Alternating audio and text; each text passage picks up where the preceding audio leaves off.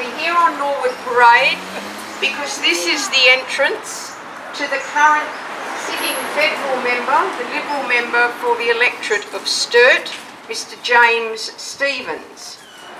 James Stephens has been a member of the Federal Parliament since May in 2019, so he's got a bit of experience, and we can have a look at, they vote for you to have a look at some of the things that say to us he's not woken up on the issue of the need for climate action. He's voted consistently against, voted consistently against. In other words, he's opposed a fast transition from fossil fuels to renewable energy, like super dump, federal government action on animal and plant extinctions, increasing investment in renewable energy. His track record is as a Liberal staffer. I haven't been able to find out what else he's ever done. And unlike quite a lot of people who are in Parliament more than 94% of the time, he's managed to be there 86% of the time. So I don't know what he's doing the other 16% of the time, but imagine if you didn't look after your children 16% of the time and just let them, I don't know, wander off. This is an opportunity at this election for people to accept the science and line up behind it. So maybe, just maybe, he's interested in doing that. Now, he's joined today by 4 very luminary members of the Coalition Heartland team. So I'm sure that I saw ScoMo here earlier. Where's ScoMo? ScoMo's having trouble getting his face on, so we'll just give him a minute. We've got lovely Angas Taylor, the Minister for Maintaining and Increasing Emissions. Beautiful. Lovely to have you here, Angas. We've got Barnaby. Where's Barnaby? Barnaby's here, waving at everybody, sharing the love. He's here on behalf of his major donor, Gina Rinehart. We've got Suzanne Lee, the Minister for the Environment, who's really up there with the decision making.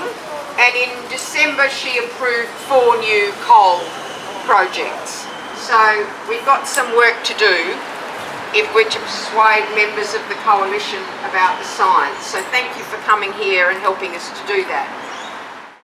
Perhaps we can give him a bit of a gift to show our appreciation for him turning up. Thank you, Mr. Stephens.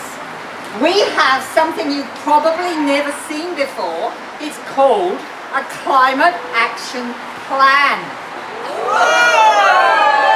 It's got a lot of interesting things in it. I'm calling it Climate Action 101 for Members of Parliament. No new coal mines. That's number 1. Yes. I know you'll find this hard, James. No more fracking gas. Again, that's going to be very difficult to do. Hello, how are you? And all renewable energy. You might not have heard of renewable energy, but it does exist. The next thing we will have in our climate action plan is stop funding fossil fuel corporations. I heard, for example, that Santos has doubled its profits in the last 6 months. So you don't need to give them any more. And just to put the icing on the cake, give relief to fire and flood victims. Santos has generously donated $250,000 to the residents of Lismore. That's enough to buy about a quarter of a small apartment in Sydney. The last thing we want you to do is to create a fair transition for fossil fuel workers. With $22,000 a minute that you give to them, to the fossil fuel companies, they can afford to do that. Now all you have to do is sing with me, Wake Up James! Here we go! Wake up James! Time for climate action! Wake up James! to learn.